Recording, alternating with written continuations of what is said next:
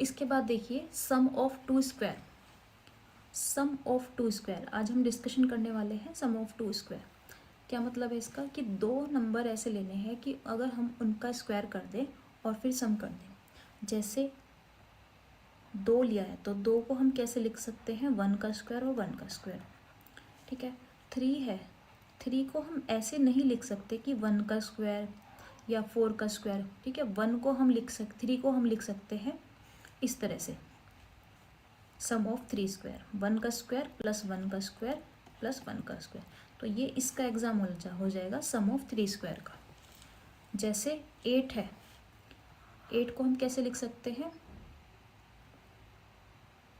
Eight नहीं, यहाँ पर आप लो ट्वेल्व, ट्वेल्व को हम कैसे लिख सकते हैं, टू का स्क्वायर प्लस टू का स्क्वायर प्लस टू का स्क्वायर।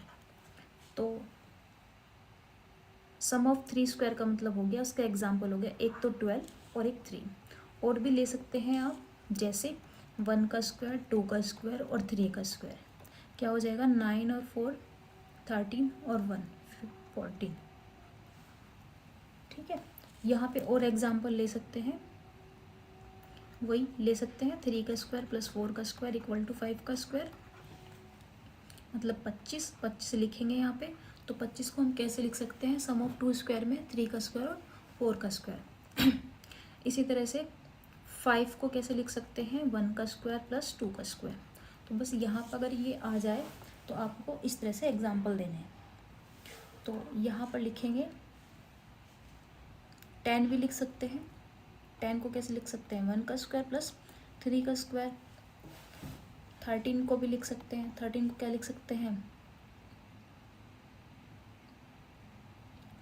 टू का स्क्वायर प्लस थ्री का square.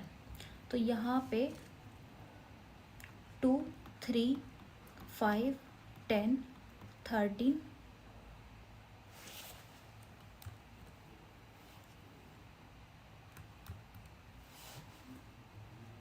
13 are example of who are sum of two square, ये लिखेंगे। फिर इसी तरह से यहाँ पे लिखेंगे 3, 14। इसके और भी एग्जाम्पल हो सकते हैं, 21।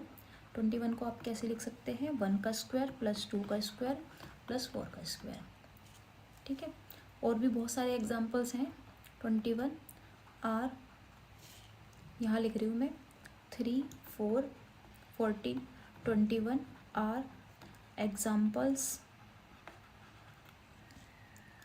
who are